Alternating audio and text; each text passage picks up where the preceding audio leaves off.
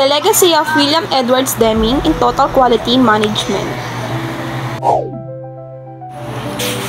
William Edwards Deming, a pioneer in quality management, laid the foundation for TQM and modern business practices by emphasizing variation, fostering learnings, and considering human factors.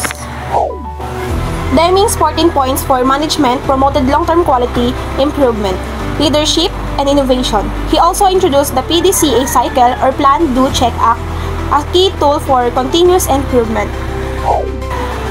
His work significantly influenced post-war. Japan's post-war companies like Toyota achieved world-class quality, influenced by his principles that continue to shape TQM, Six Sigma, and lean manufacturing.